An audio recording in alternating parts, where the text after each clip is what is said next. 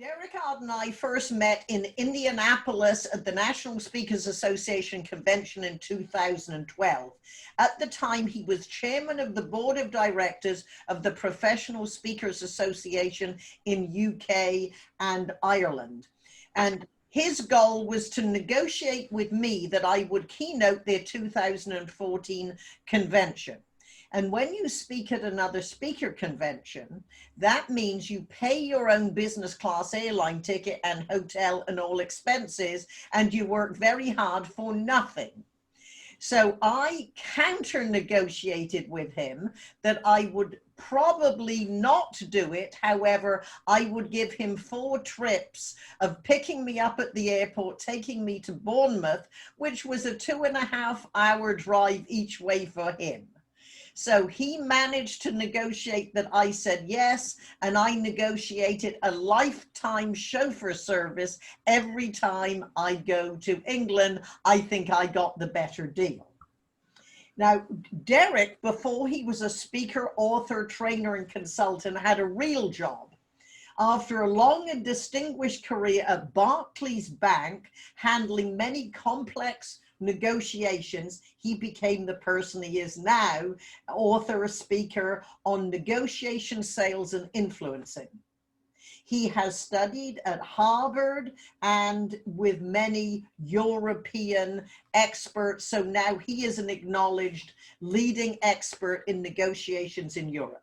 He's the author of 10 books, including Win-Win, How to Get a Winning Result from Persuasive Negotiations.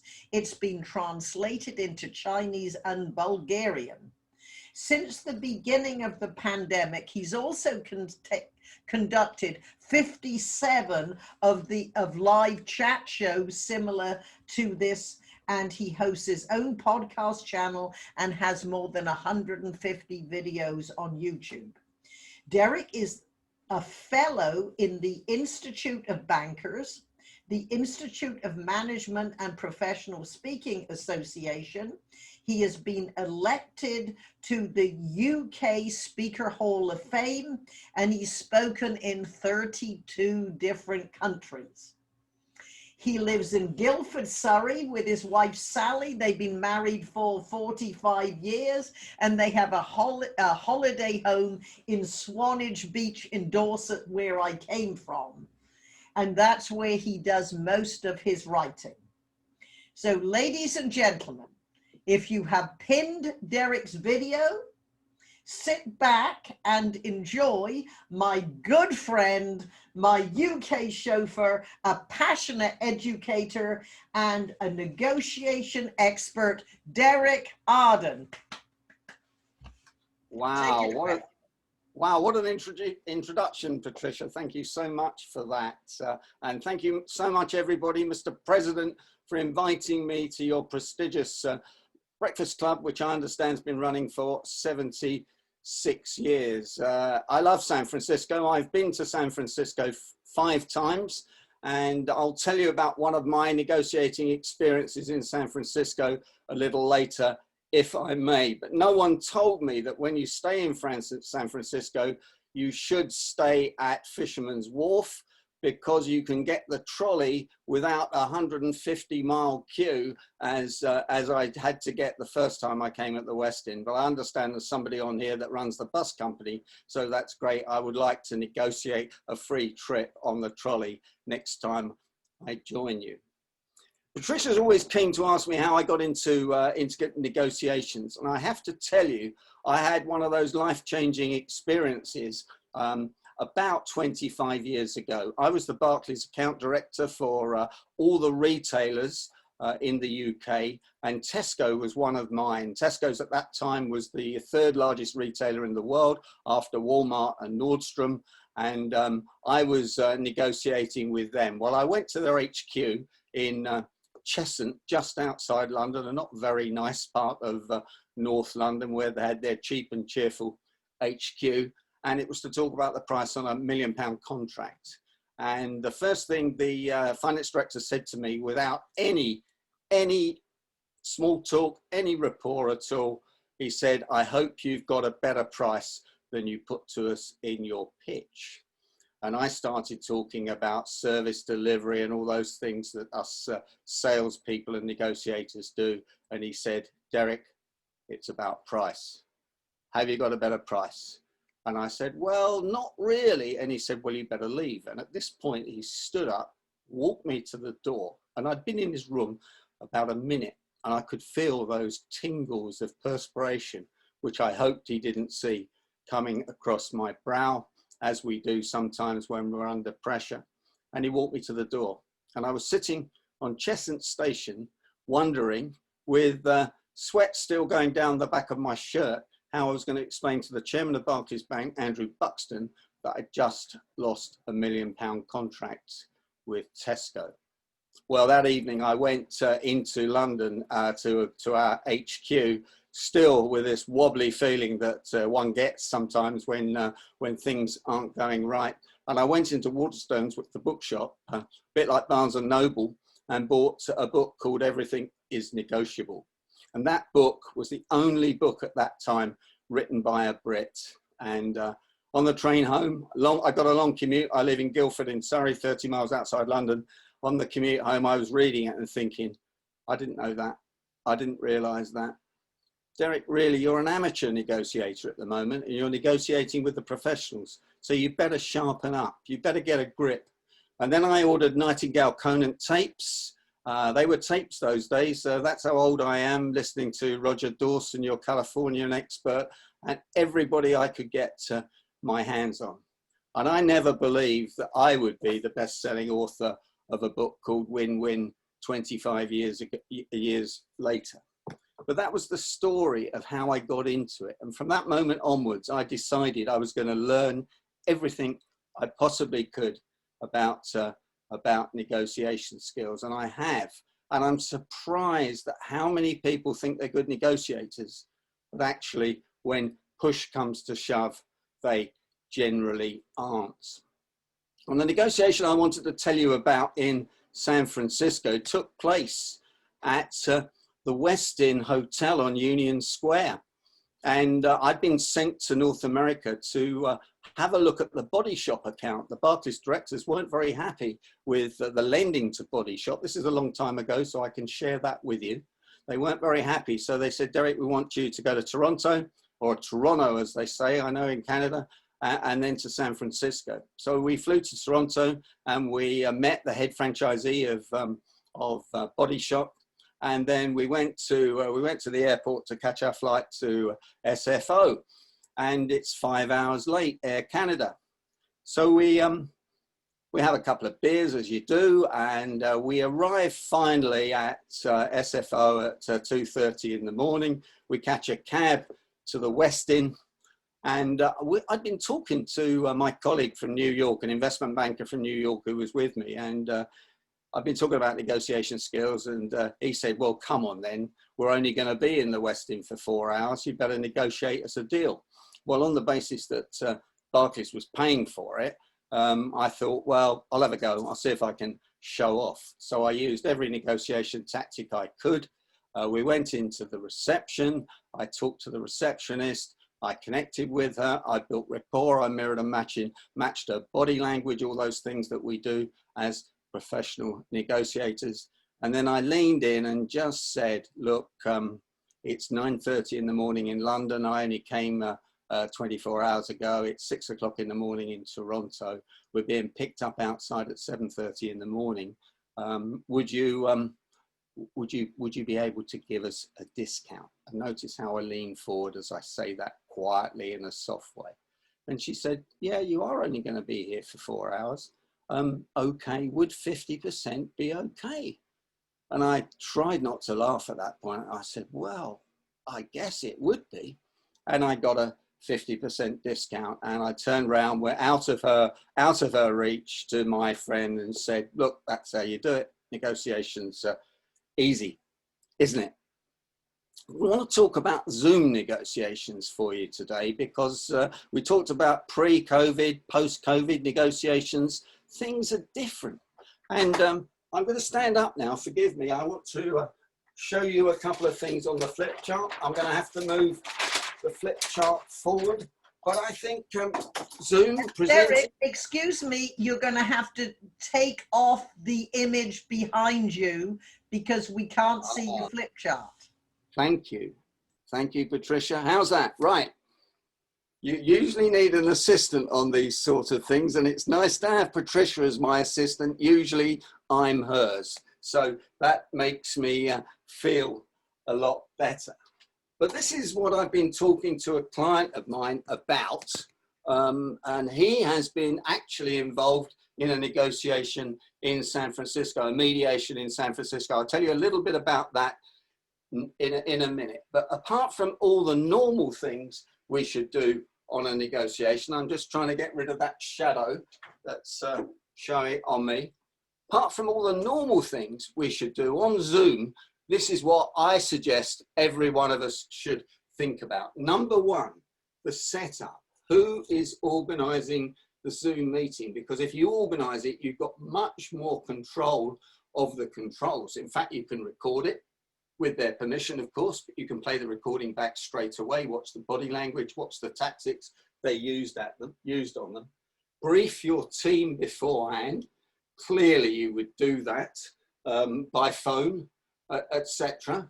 And then make sure everything's professional. Make sure you dress just like you would to meet a client in a professional situation.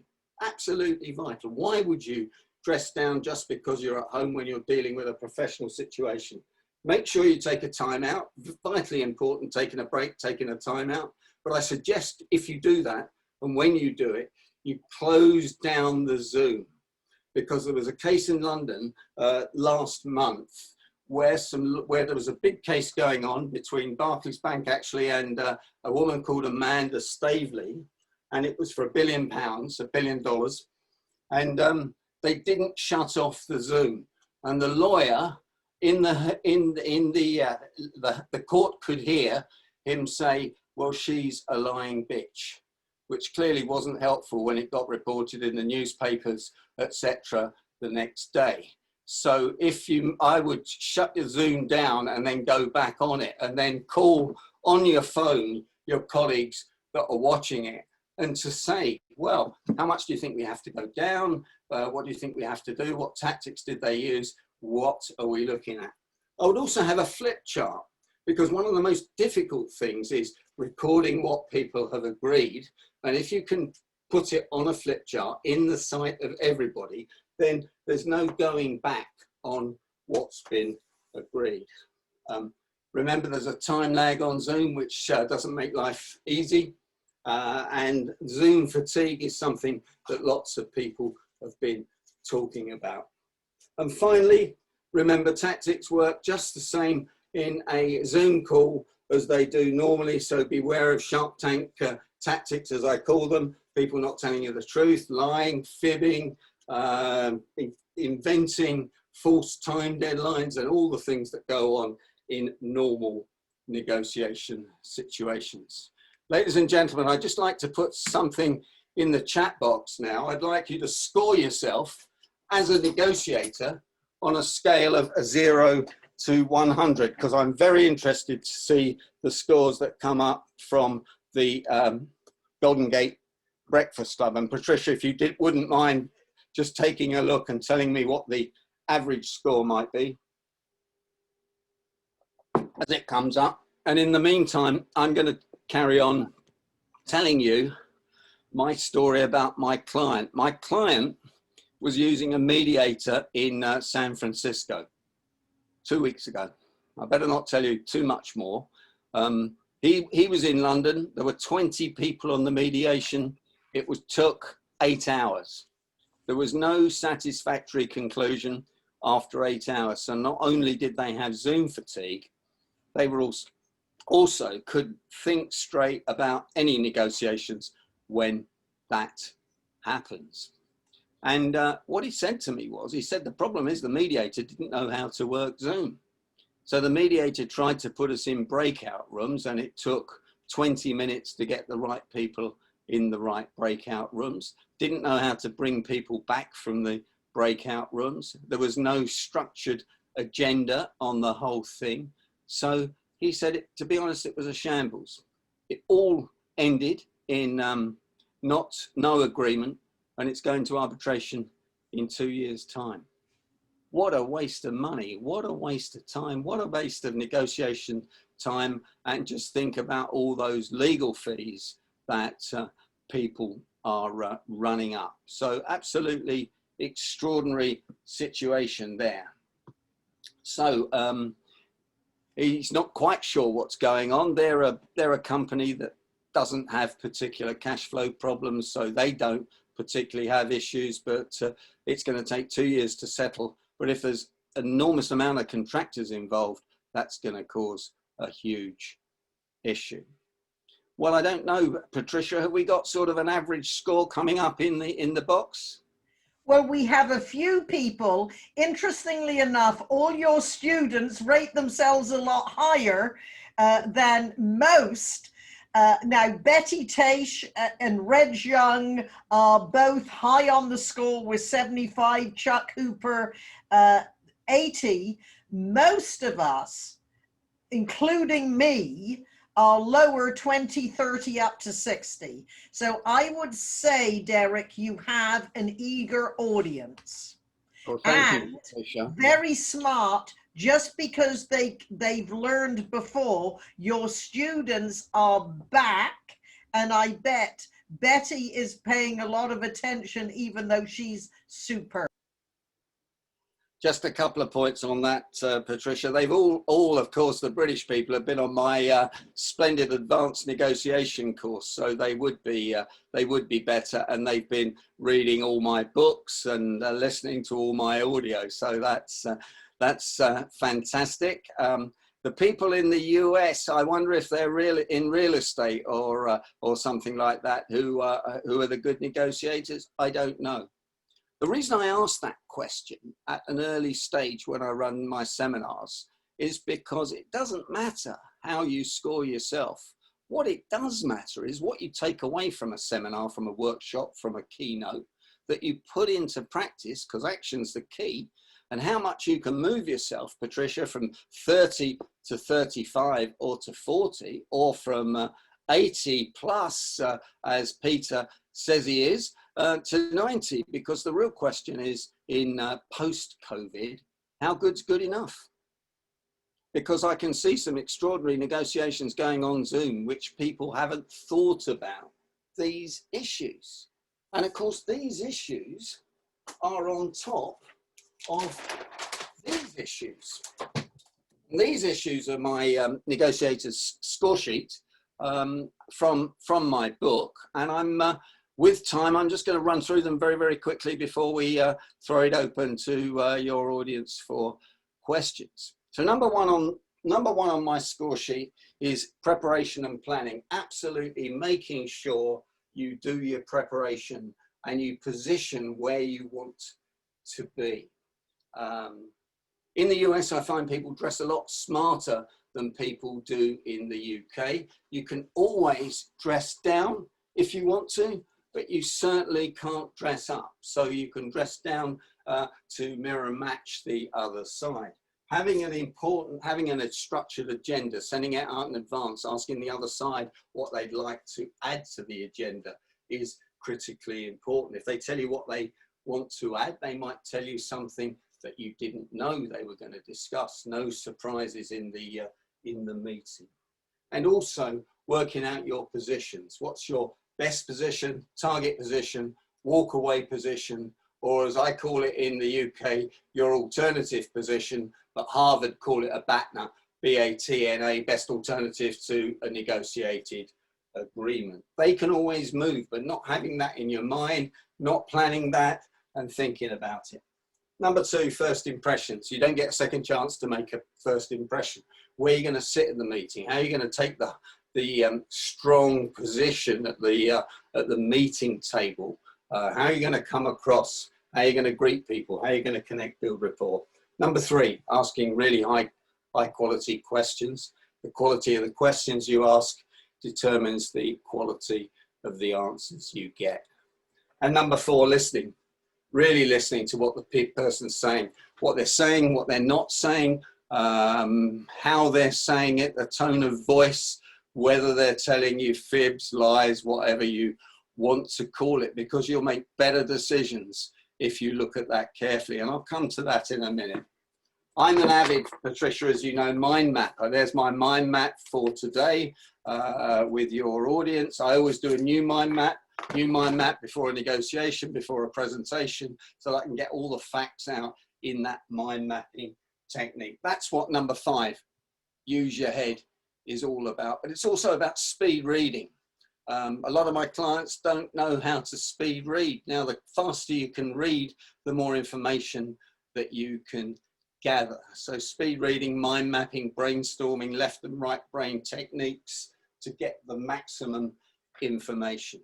Then I come to body language, reading the body language. According to the experts, it's 5 times more difficult to lie with your body language than it is with the words. So when people say, yep, it's really great to be here with you guys today, and they start scratching their nose and fiddling with their faces, perhaps they're not telling you the truth, because we all know that Pinocchio's nose grew every time he told a lie.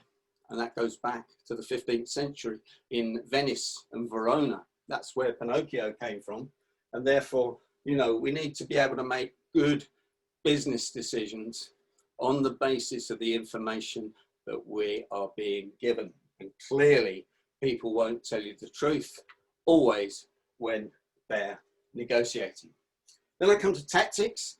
Good guy, bad guy, linked to higher authority, using time as a tactic, taking breaks, taking timeouts, and the old famous flinch. You know, the one where you go, how much? You've got to be joking.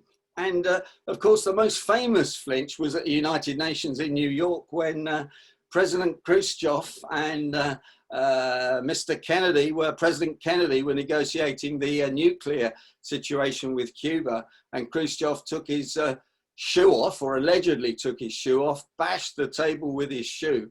And when they played the Pathé News video back, whatever it was in those days, for the 10th time, they noticed the assistant pass a shoe to Khrushchev, particularly to bash the table. And as we know, in half the world, putting your shoe on the table, showing the soles of your feet, is one of the biggest insults that you can give people. And I'm going to come to negotiation overseas in a minute, because it really is important that we get the cultural issues right. So I could spend a whole session talking about negotiating tactics, and I'll answer any questions afterwards. The most important thing about a tactic is understanding that it is actually a tactic to get you to reduce your position down to your walk away position or even lower.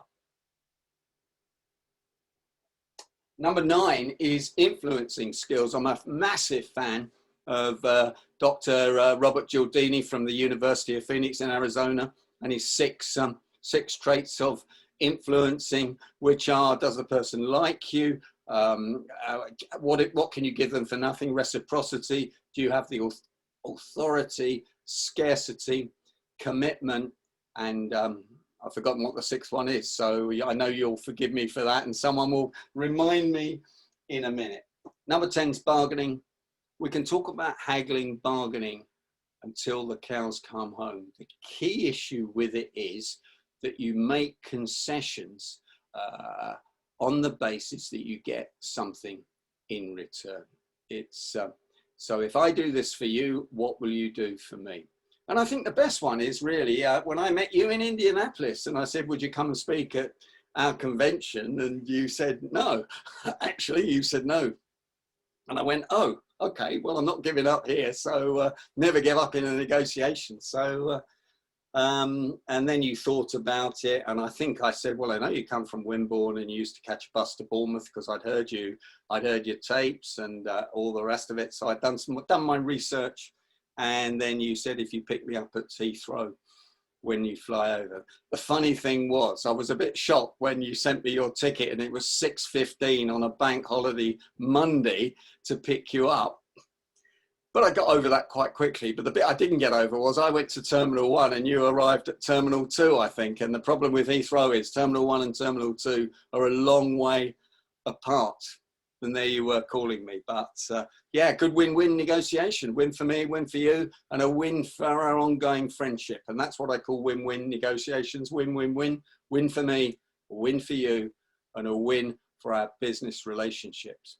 And statistically, it costs 7 times more to get a brand new customer than it does to get a recommendation from an existing one, or more information, or testimonials, etc., etc.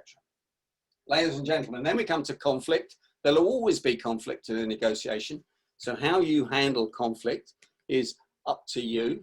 But the Thomas Kilmann conflict mode instrument is a particularly good one to analyze your own conflict, but even more important, to analyze the people that negotiate on your behalf.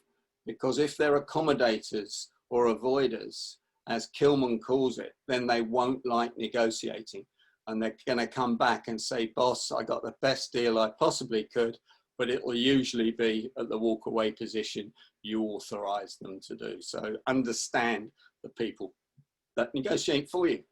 And then we come to confidence. And of course, confidence comes from doing your research, going through all that, really understanding the sales, influencing, and negotiation environment. So ladies and gentlemen, that's my score sheet very quickly, but I would like to, with your permission, I think we've got a few minutes just to show you this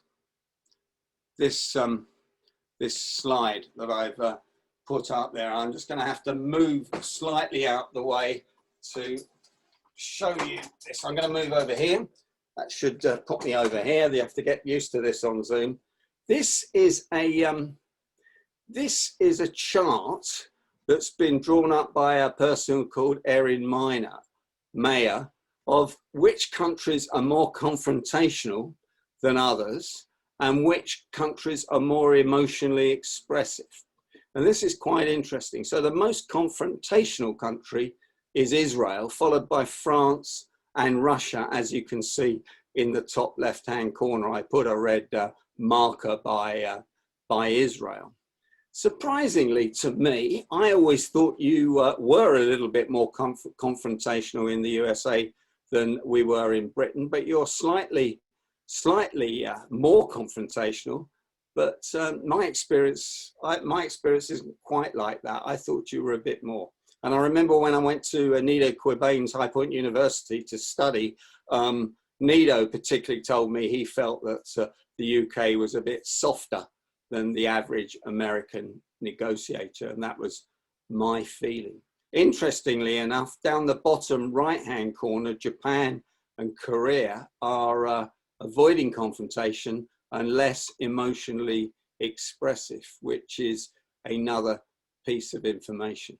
All I would say to you is I've traveled all over the world and I've seen different negotiations in different countries with different people. The key issue is do your research, find out what the local cultures are, find out what the local things that you should do is, and do your research and perhaps get someone from that country to accompany you to the negotiation who's on your side, who can advise you.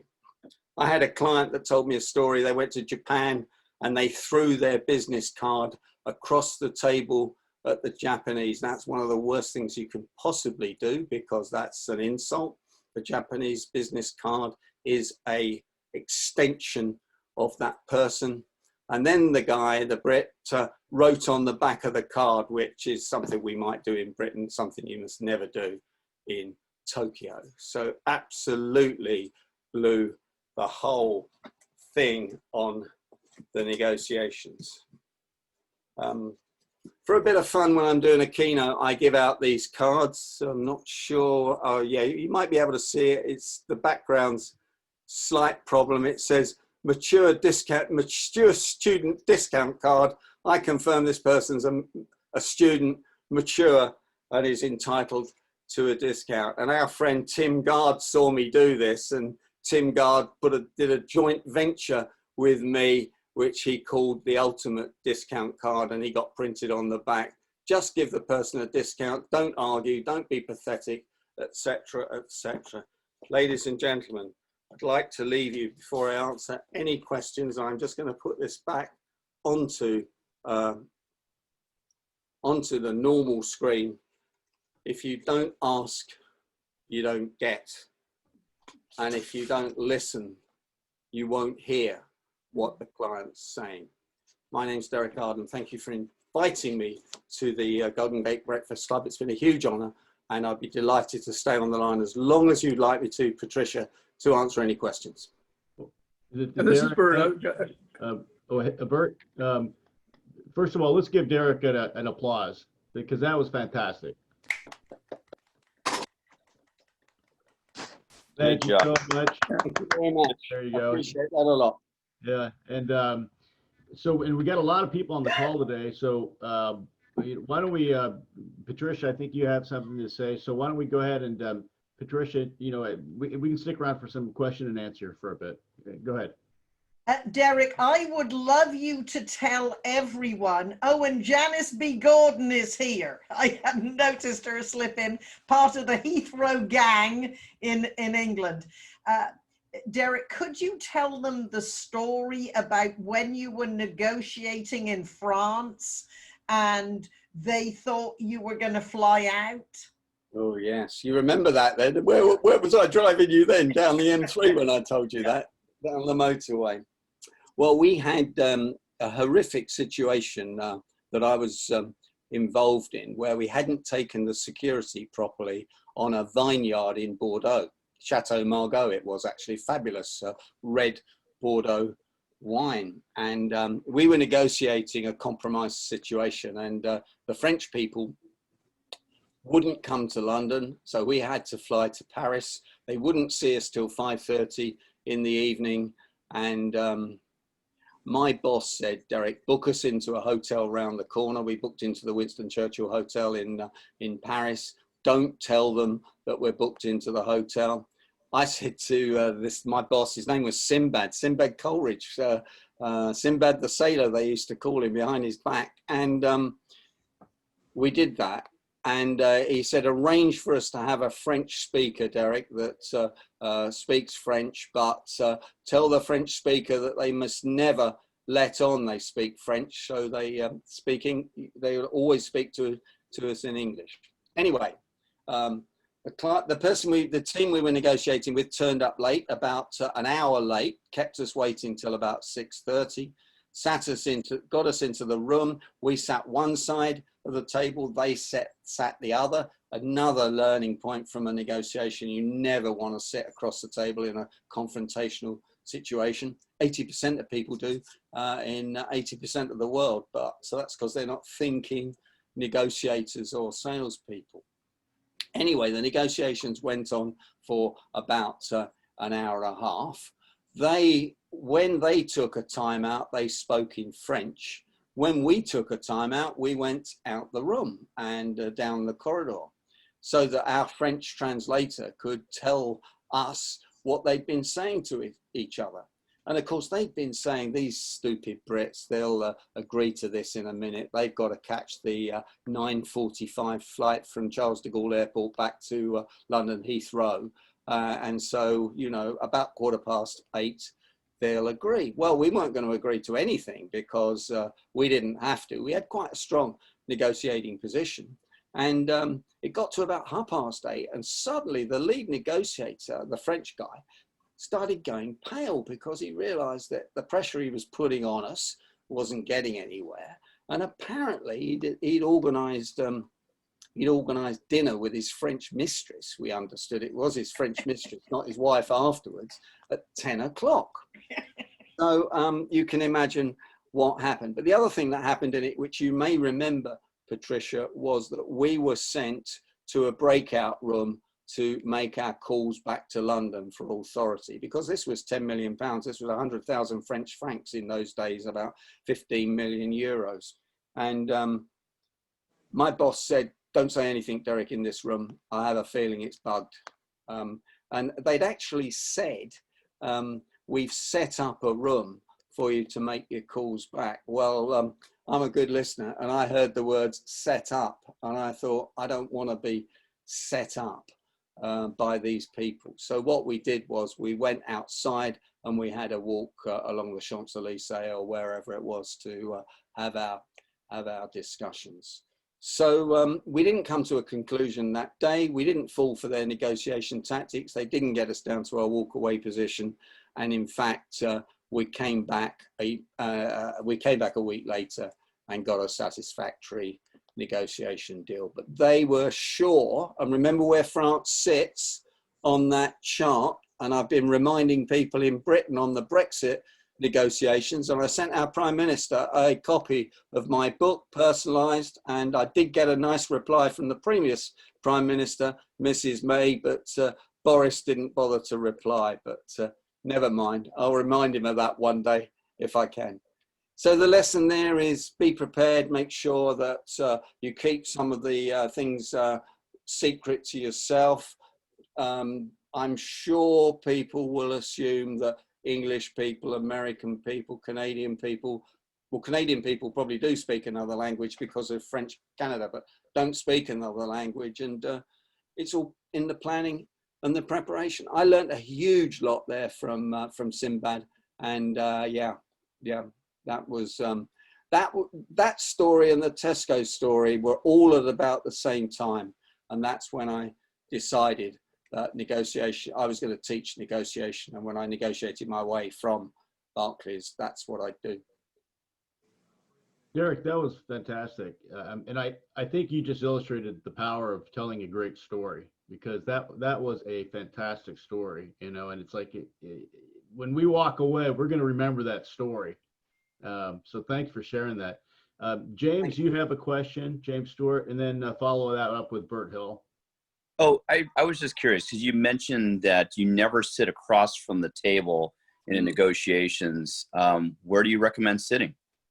How position yourself? Yeah, can I put it on the flip chart? So this is what can you see this? Yeah, this is what I say to my client. The average negotiation table anywhere in the world is rectangular, and it looks like this. And 80% of people will sit like that, probably 4 foot apart. Now, in the English language, we have a saying, don't we? How far apart are we? Now, where does that come from? It comes basically because an arm's length deal is a good deal. And arm's length is about 2'6", I guess. I don't know. We used to shake hands, don't we? An arm's length deal might be a nudge now where I come from, but so that's what people generally set. This is what I recommend. Doesn't always work, but gives you a clue. Now, you're going to get there early because you're a professional negotiator. So you should be the first person in the room. If you're the first person in the room, I recommend you put your papers there, but you don't sit down. You don't sit down because you want to be upright, you want to be confident. When they come in, you want to greet them, even if you're in their premises. Why not? Let's take the high ground, let's build rapport, let's mirror match their body language and whatever we can do to get them to like us, because people buy from people like ourselves. It's the PLM syndrome, isn't it? People like me syndrome. Now, the worst thing that can happen here is they sit there.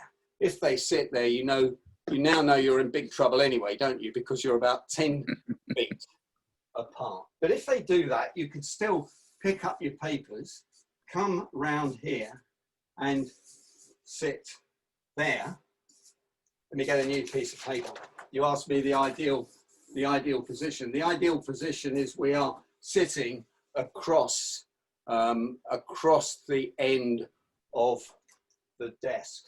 But as I told you, Body Shop was one of my clients. Now, Gordon Roddick was the chief executive. If you went into Gordon's office, you'd find a big round table in the middle. You'd find all his computer kit round the outside, and you'd sit round the table with Gordon, as King Arthur did, sitting round the table. And again, of course, this is the most ideal situation, but of course, most offices don't have rectangular tables because they're measured on, and you're a real estate man, Craig, aren't you, I think? Are you a real estate? Yeah. Well, you know, this is so much a square foot, isn't it? Round tables don't work very well in the real estate industry. I like the round table analogy. Oh, it's great, isn't it? Yeah. And I would always, Basically, I would always have a round table in my office if I could, and I'd always have a flip chart.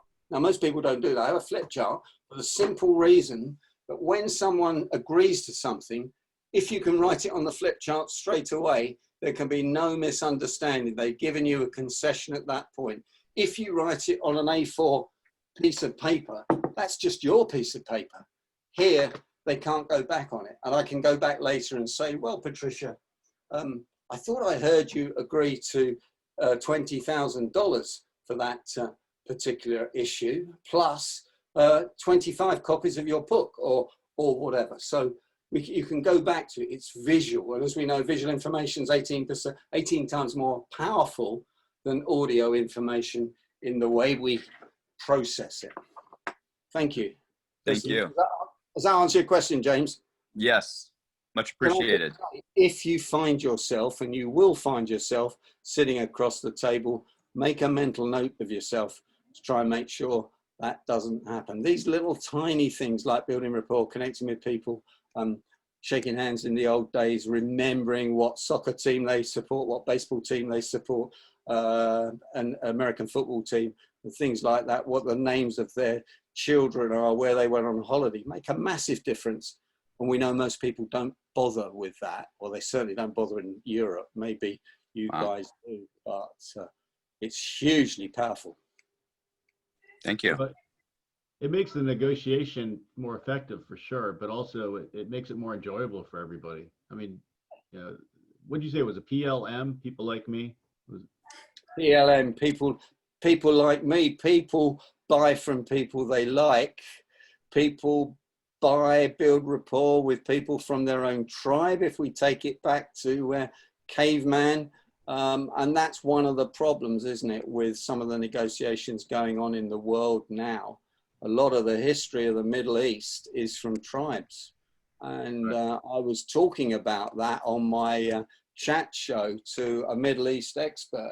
And I did talk about the Sunnis and the S's and S's. It's in Iran and Iraq. And he said to me, don't go there. This has been recorded.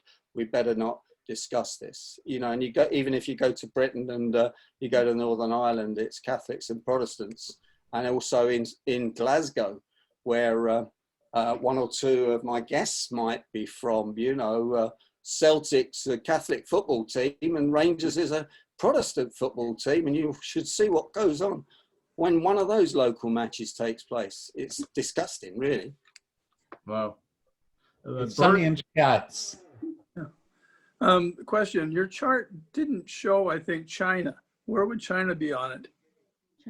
Well, I don't know is the answer. I'll be absolutely honest with you. And I don't know why it wasn't on it. It was drawn up in 2014. And I think by an American, I think it was something in the Harvard Business Review.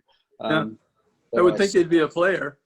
Maybe China's play has played a bit harder in the last in the last 6 years since your president noticed what was going on. I don't know. Yeah, it's interesting, isn't it? I imagine China was a bit like Japan, but as the Chinese and the Japanese can't stand each other, and there's still a lot of bitterness over that situation, and there's some huge issues going on in the South China Sea over natural resources and who owns the islands in the South China Sea. I would think that Japan would be very different than China from what I know of the two cultures. Okay. But that's why I was curious where it fit, because they can be very tough negotiators and you can't read them very well. Yeah. Stereotyping, obviously. But. Well, they were going to pay me £5,000 a day to go and speak in Shanghai in April this year. But to be honest, I wasn't very keen on it because it's a 14-hour flight each way. And this was pre-COVID. And I actually turned it down because I thought I'd be exhausted by the time I got there. Kind of didn't need it really, but yeah, it would have been interesting. I spoke to a huge number of Chinese ladies that were studying at Cambridge University on a summer semester last year. They were lovely, they were charming, they couldn't have been nicer. But it was interesting, it was 90% women and 10% men that they'd sent to sent halfway across the world to be at Cambridge University. Thank you. Betty Very was interesting. asked- I have a Betty had a question. similar question, but did Derek answer the question for you too, Betty? He did. Thank you, Derek. That was my question. But I do have another question. I've heard I am in real estate, and I've heard a gentleman by the name of Chris Voss who's a negotiator, and it's never split the difference. And in other words, you don't give in at all. His history, I guess, is as a hostage negotiator. And I've heard him in person, and I'm the win-win person. I want to make it, this is how I negotiate.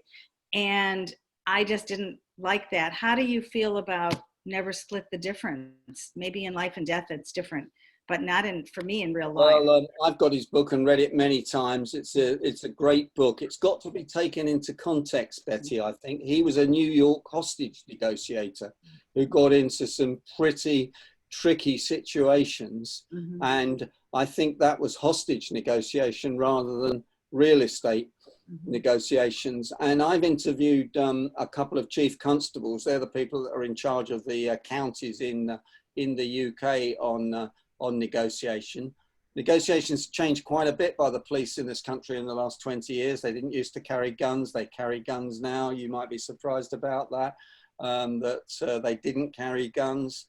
They're much more likely to get injured themselves. So the policing probably is a bit more like it was in America 10 years ago, I guess. So I think it depends whether we're negotiating a win-win business deal, more from the sales point of view, where we want a win-win, or basically we're trying to negotiate with someone who basically, most of his stories about situations, aren't they, of when there's hostages been taken, there may be people on drugs or on alcohol. To calm it down, the longer you can make it go on without anyone pulling the trigger, the more effective it can be. The goal usually is to get the person off the high and trade something with them, like food, or switching the electricity back on in the house. It could be all sorts of little variables that he talks about. The one thing I did like about the book, which I hadn't thought about and is not in my book, is he says do an accusation audit when you've got a difficult negotiation. So audit what they're going to accuse you of before you go into the meeting. So, you know, this would be in a tough workout situation, perhaps a one-off. But yeah, do an accusation audit. And why wouldn't you? In fact, it's almost what we did in Paris, isn't it? We looked at every angle, but it's quite sad that most people go into negotiations and spend about 10 minutes preparing, don't prepare their team, don't brief them what they're going to talk about, how they're going to talk about it. And when I ask, if I'm the lead negotiator, when I ask what I call a Columbo question, which is a Peter Falk question, which you'll no doubt most of you are old enough to remember Peter Falk from the Columbo series. So it's called a dumb is smart question. You know, I don't quite understand where you're coming from, even though you do. A member of your team doesn't answer it for you. That's the biggest danger of the whole lot, isn't it? You ask this question. And when I was learning negotiations, teaching, studying it, several occasions with clients, we forgot to brief the team, and somebody on my side said something we didn't want them to say, you know, and you go, and then you take it as a learning, aren't you? Always learning. We're always learning. Thank you. Excellent. Excellent. Thank you, Betty. Do we have any other questions? Janice Litvin has one. Janice Okay. has been waving her hand as long as we've been, and Janelle has a question, and I have a question of Janelle and Derek together, a situation. So if Janice goes first, and if I may, Mr. President, select Janelle next. Absolutely. And also, I know Bill Buchanan has a question. So after that, maybe we can follow up with Bill. Go ahead, Patricia. Janice. Janice? Yeah. Yes, Derek, thank you so much, Derek. Over the years, I've heard and read many negotiation books, and I loved every single thing you said. One thing I would ask you is, in the heat of battle, our amygdala takes over, our fear center, and we might get nervous. And so really the question is, it's one thing to learn these techniques and to be prepared and to have everything written down. It's another thing to learn through doing. And so you don't want to wait till a hot negotiation to do your learning. So the question is, how do people get the practice, and how can one do that learning? Okay, well, the first thing is my speech coach, Patricia Fripp, would pick up straight away the word you used, which was battle. So if you treat a negotiation as a battle, I guess that's what you'll get, a battle, as opposed to a win-win situation where you want, as Dale Carnegie famously said in 1930, if you help the other person get what they want, then you can get what you want. So first of all, I'd be trying to find out by my research, by looking at on the website, everybody that knows this person through my 4,500 LinkedIn contacts. And I'd love to have any of you as a LinkedIn contact on my briefing, on my newsletter, and Patricia can give you the details, or I will, because the more people you know, the more information that you can find out. It's fabulous, the networking we can do. So if we can lose the word battle for a start, first of all, and I'm sure the mandibular was a part of the brain as opposed to a country in Africa. I wasn't sure which it was. Read my book and then you'll learn all about it. Yeah, I'll give you my address in a minute. You can send it to me. By the way, my book's only $12 on Amazon.com at the moment. I looked it up just now, and you can get the Kindle version even cheaper. So it'll be on your desk in a minute. I look forward to reading your book, seriously. Thank you. Yeah, so the way we talk to ourselves clearly is going to affect how we approach the negotiation. So if we can find out what they want, compromise with them, etc., that's going to help a lot. Preparation, like a presentation. You cannot do enough preparation. Then preparing your team. You should always take somebody with you to an important negotiation, one that meets the 80-20 rule, you know, the etc.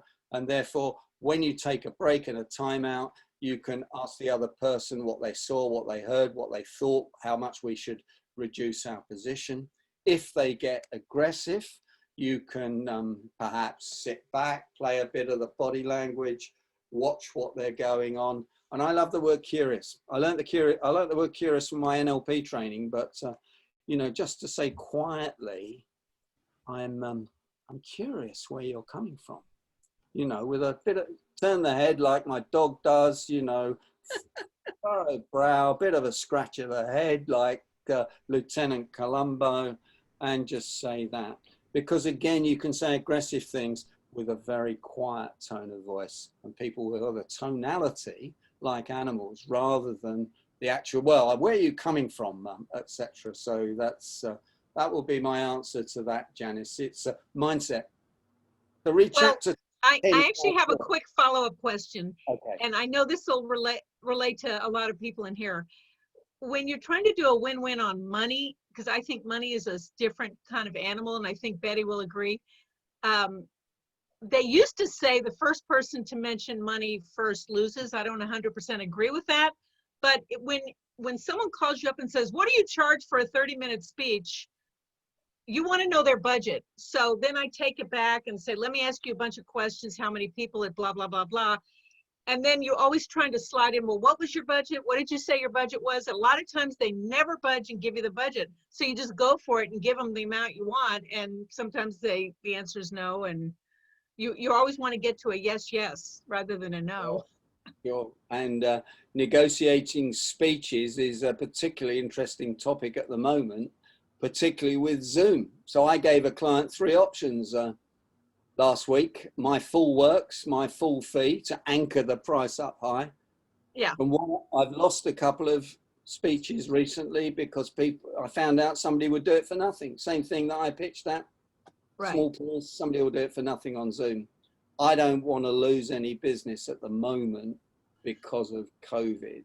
And if I can help people. So I've said, I don't know what you've got in your budget. I don't know what you're paying other people, but because I've known you for a long time, etc., I will do it for whatever they quote, but I'll do it on Zoom. I will do it on the basis that you will promise me some other business when this is all over. Now, some of my colleagues in the Speaking Association would say, never do that, never compromise your own fee. But I see them driving around in old cars and old jumpers. They don't have a smart suit on and a smart tie. And I judge people on what they look like rather than what they say.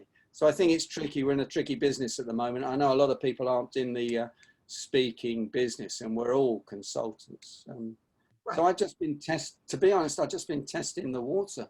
But if it's a relationship client, then they've got a problem at the moment. And if we can help them out the problem, but at the same time do what Giordini says, make sure they know that we're doing it for them as a one-off. Yeah. And sometimes you might invoice them your full fee and then put discounted by 90% because of the relationship. Yeah, I like that. Thank you so much. You're very welcome. Thank you for your question. I think we have time for one more question, and Bill Buchanan has been raising his hand the whole time. So, Bill, why don't you go ahead and ask the final question? And it's getting close to 9 o'clock, so we'll end the meeting after that. Good morning, Derek. Thanks very much for a great presentation. I hope my question rises to the quality of my frequency of hand raising. But anyway, it just sitting here thinking to myself, whenever we have a world-class professional presenter, I'm thinking, gee, do I have time to really expand my research and knowledge in this? But I'm thinking to myself as you're talking, how frequently negotiations does enter into our everyday lives. Like, all the way from low stakes, like Sunday morning, Claire and I negotiating over eggs Benedict or omelet. Yeah, no, I get it. Yeah. Like that. Or, as struck me the other day, the really high stakes, and you've already mentioned one of them, the START treaty, missiles in Cuba and stuff like that. That's about as high a stake as you can get as far as negotiation goes. And all of a sudden, we had this situation where the United Arab Emirates and Israel now have diplomatic relations. Boom! All of a sudden, and all of the the ripples of effects on the other countries on whatever side they are. Let me ask you this quick: do you, when you hear about something like this recent agreement, do you go back and do kind of a case study and try to see where all these principles you had on your flip chart fit into that negotiation? I think about it all the time. I hope you don't mind me building rapport with you and putting the sunset from the Denver National Speakers Association conference that I delighted to meet a few friends, and Patricia Fripp introduced me to my hero, Brian Tracy and Nido Cobain and all those people I fly 9,000 miles for. I'm suspicious.